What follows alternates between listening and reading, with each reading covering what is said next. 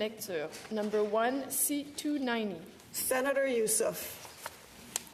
Thank you, Madam Speaker. Honourable colleagues, I rise today, of course, to speak to C-290, the Public Sector Integrity Act.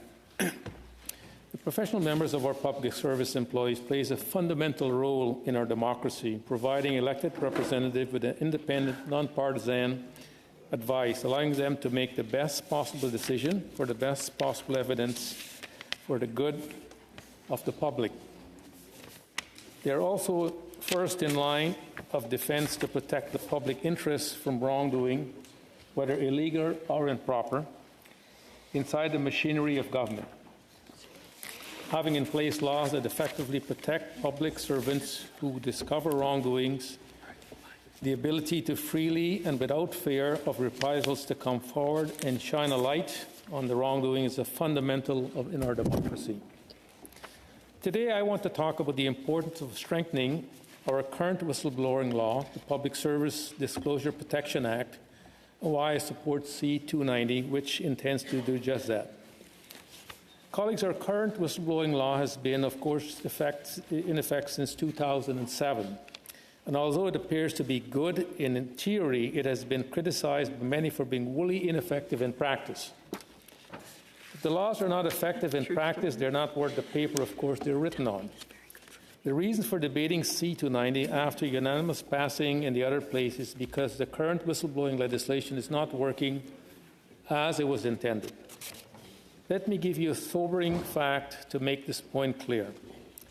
According to the findings of the 2021 International Bar Association report on whistleblowing laws, in 38 countries, Canada ranked just last.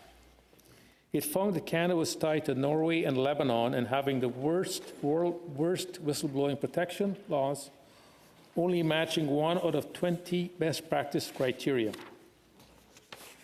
The world has changed considerably since the Public Service Integrity Act was passed some 19 years ago.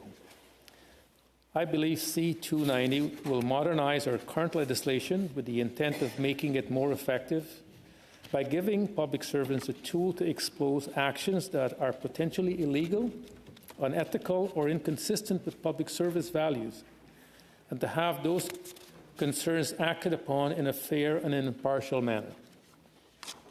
Senators, I would also like to talk about what this bill is about and why it is worthy of being sent to committee for further study.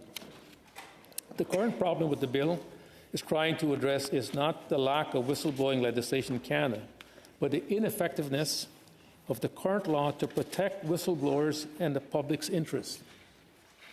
As I mentioned earlier, we have legislation in place that was enacted 19 years ago to protect whistleblowers in the federal public service and to provide a process to allow them to come forward and expose unethical or illegal behavior. This legislation is called the Public Servant Disclosure Protection Act. I'd like to give you a little context of where C-90 comes from. In 2017, the House of Commons Standing Committee on the Government Operation an estimate decided that at the request of the President of the Treasury Board to conduct the first statutory review of the Public Servant Disclosure Protection Act since its implementation in 2007 and they made 15 recommendations. The committee report found that although some senior public servants believed the Act was working well, they could find no evidence to support this claim. They found that the Act was lacking in 6 areas. The lack of clarity around public interests proposed in the Act. The disclosure mechanism under the Act do not necessarily ensure the protection of the public interest. Number 3, the Act does not sufficiently protect whistleblowers from reprisal, as most of them face significant financial, professional, and health-related consequences as a result of them coming forward. The committee held perception that the federal organization culture towards disclosure of wrongdoing seems to be discouraging it. And 5th, that mandatory annual reporting as prescribed under the Act is inadequate to provide a meaningful evaluation of the effectiveness of the disclosure mechanism. And last but not least, number 6, public service or external experts lack confidence in the adequate protection of whistleblowers under the Act, notably due to the potential conflict of interest of those administering the internal disclosure process. The committee issued its report in 2017. However, there has been no real progress in implementing their recommendation until the proposed legislation was introduced. Instead, the government announced in November 2022 to appoint an external task force that would explore revisions of the Public Service Disclosure Protection Act.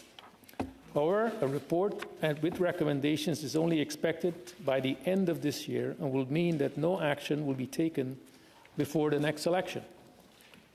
What we have before us is an actual legislation to improve whistleblowers and the protection of public interest. So let me now discuss what the bill is about and how, in simple terms, it was inspired by the 2017 House of Commons Standing Committee on Government Operation and Estimates reports and recommendation. Our colleague and sponsor of the bill, Senator Delphine, of course, gave a detailed explanation of what is in the bill, including how it will broaden the definition of the term wrongdoing and extend protection to cover more public servants involved in reporting wrongdoings. The legislation would also provide increased fines for reprisal against a whistleblower and extend the period in which a reprisal complaint might be filed. And importantly, it requires the Act every 5 years. These are just a few of the specific measures in the bill that seeks to better protect whistleblowers who stand up for the values of public service and the ethical standards necessary to protect the public interest. But will they? I want to go back to something I said at the start of my comments about the recent international study on whistleblower protection undertaken by the International Bar Association, how this bill proposed measures compared to acceptable best practices around the world. The International Bar Association examined 38 countries' whistleblowing protection and found that Canada was last in having the 20 best practice. Last in 20 best practice around the world. This past January, the Whistleblower International Network sent a letter to the Prime Minister, opposition leaders, signed by the 16th National International Whistleblowers Advocacy Organization, stating their support for C-90.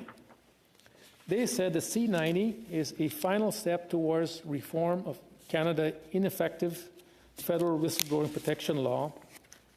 Such as reform is long overdue, I think, in our country. They also said that the bill C-290 will upgrade the Public Servant Disclosure Protection Act to largely comply with 8 of the 20 global best practice for whistleblower laws, including full subject matter scope for protection for the refusal to violate the law, protection against spillover retaliation directed at those who assist or associated with whistleblower, and reliable identifying protection, due process if a public integrity commission does not help, discipline accountability, realistic statute of limitation, and periodic review of the statute records. Colleagues, in conclusion, although this bill is not perfect, it is a positive step in the right direction. The legislation is about strengthening our whistleblowing legislation and its effectiveness. As Whistleblowers International Network stated in its letter I mentioned earlier, these are important initial steps towards establishing a foundation for credible protection. There is no need for further delay in enacting these reforms. Effective whistleblowing legislation is about loyalty to the truth and allowing our professional public servants do what is right, to uphold the values and ethical standards that make our professional public service one of the best in the world. However, colleagues, there is no point in asking them to uphold public service values or maintaining high ethical standards in public service if we do not give them the tools to do so. Although Canada is committed to stronger whistleblowing protection laws, the current legal framework is simply not working for would-be whistleblowers and the protection of the public, and it falls short of international recognized best practice.